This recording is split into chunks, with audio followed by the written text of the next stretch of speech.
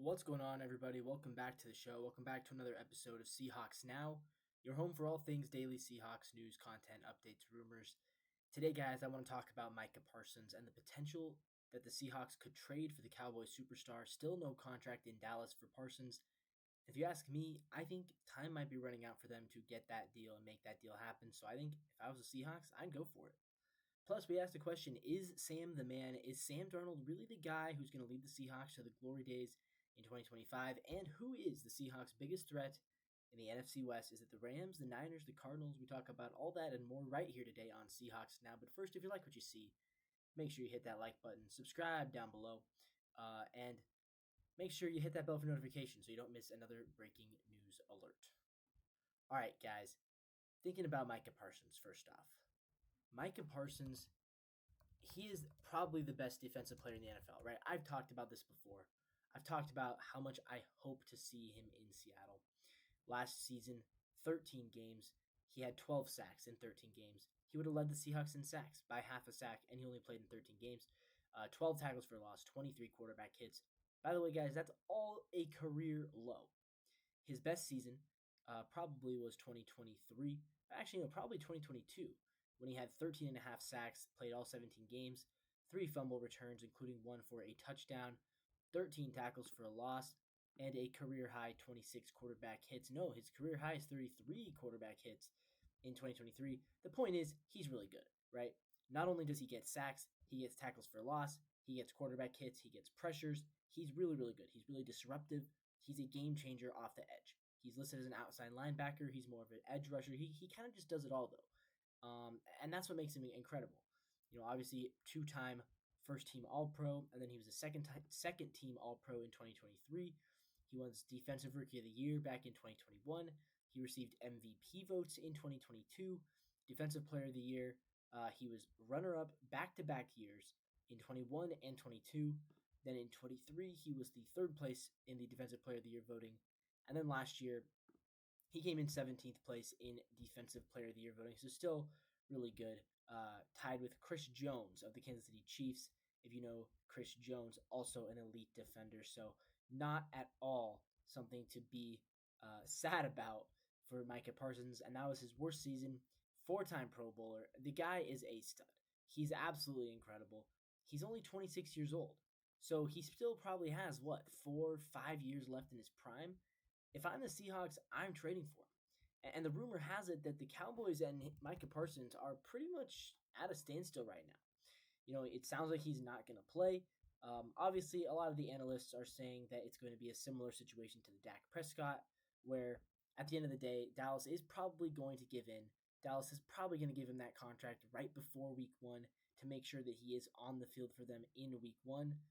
But if I was the Seahawks, I'd put a stop to that, right? I would call Dallas on the phone right now and say, hey, look, hey, Cowboys, we know you like Micah Parsons, but so do we. So here's our offer. And then I'd make the offer, and I'd give a first-round pick for Micah Parsons, yes, easily. Because here's the thing, a first-round pick, it could be good, right? The player we get with that first-round pick could end up being good. Micah Parsons, we know is good, right? We know he's going to be good. We know he's going to be a stud. So why settle for someone who could be good when you can get someone you know will be good? That's my question, and I don't think there's any reason to do the settling with a first-round pick. I would trade the first-rounder. I'd trade 2 first-rounders. Heck, Micah Parsons is worth it. He changes the trajectory of your defense.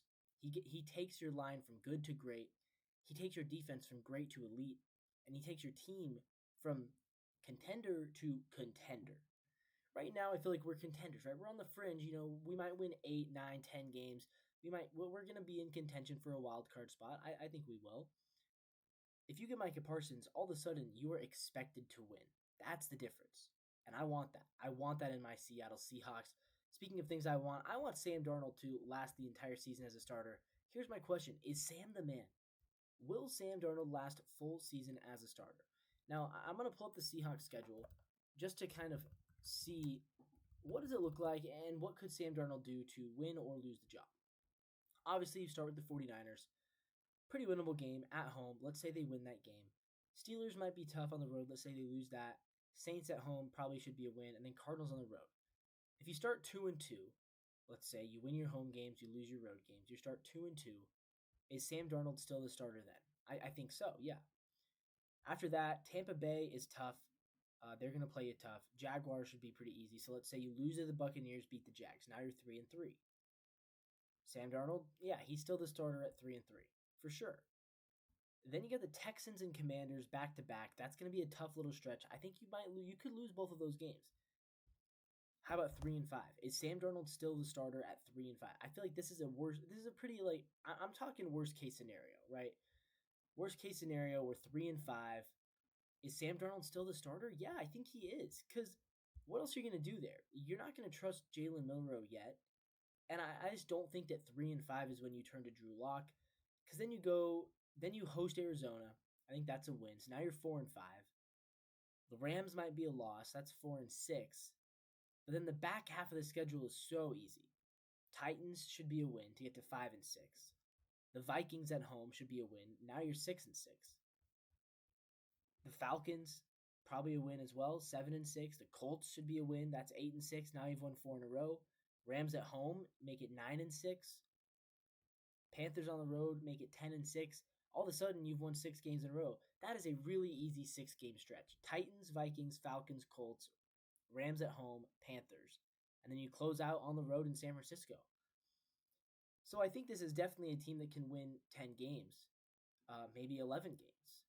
And there's a chance that you lose a couple that you should win, and you end up only winning 8 or 9. I think probably 7 is probably honestly 7's as low as I would go personally. And I've seen predictions saying that they're only going to win 5 or 6 games, but I don't think so. So the question really is, if you get to that point in the middle of the season where you have that rough little stretch against Tampa and Washington and Houston, which are 3 really good teams. Let's say you lose all 3 of those games and you find yourself in that scenario where you're 3-5 and you're about to host the Arizona Cardinals. If you're Mike McDonald and John Schneider, are you thinking, okay, we're going to pull Darnold and we're going to start Jalen Milroe? I don't think so. I don't think so. And do they think about Drew Lock? Maybe. But again, I don't think so. I don't think they're really thinking that Drew Lock's going to take over. I think for Drew Lock or for Milroe to replace Sam Darnold this year, I think it would take a full-on implosion. And I think a full-on implosion would be like 2-6 or 2-7. If you're 2-7, that's maybe when Sam Darnold gets benched. I don't think he's getting benched at 3-5. I don't think he's getting benched at 4-6, especially when, again, you look at how easy that back half of the schedule is. It's very, very easy, right? I mean, I just ran through. Depending on if the Niners are good this year, potentially you have 7 straight winnable games to close out your season. You could go from 4-6 to 11-6, and that's not unrealistic. And I don't think that's the chance where the Seahawks are like, okay, well, we're 4-6. We have 7 easy games. Let's throw in Jalen Milroe. Maybe they do that. It would be a soft landing, I will say. If you wanted to throw in Milroe, the soft landing would be after the Rams. Because you go to LA on November 16th, and then the next week you're in Tennessee. So you would be throwing him in on a road game. But that's probably where, because let's say you lose to the Rams in Los Angeles, and that drops you to 4-6.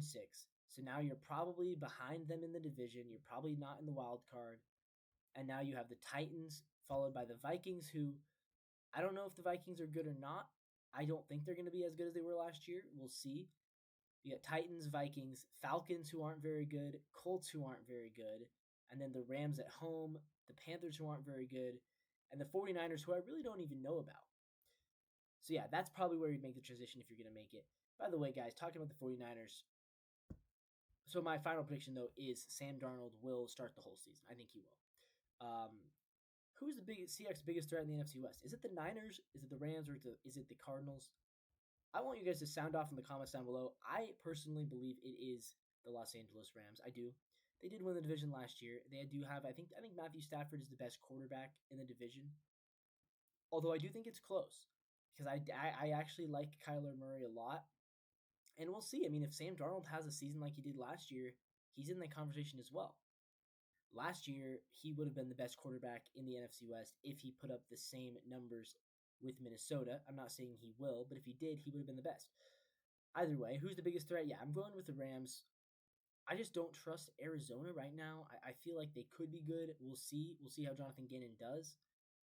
And similarly with the 49ers, I just don't trust them. I don't trust them to stay healthy, and I don't trust Brock Purdy right now. I feel like he's very middle of the road quarterback. He feels like really average to me, and I don't think that makes him a huge threat. But sound off to guys in the comments. I want to hear it. Who do you think is our biggest threat in the NFC West? Most likely, when it comes down to it, I think when it's week 15, week 16, you're talking about, are we going to win the division? I think you're talking about, are we going to be able to take down the Rams and win the NFC West? That's just me, though. As always, guys, leave a like, leave a comment down below. And until next time, as always, go Seahawks. See you tomorrow.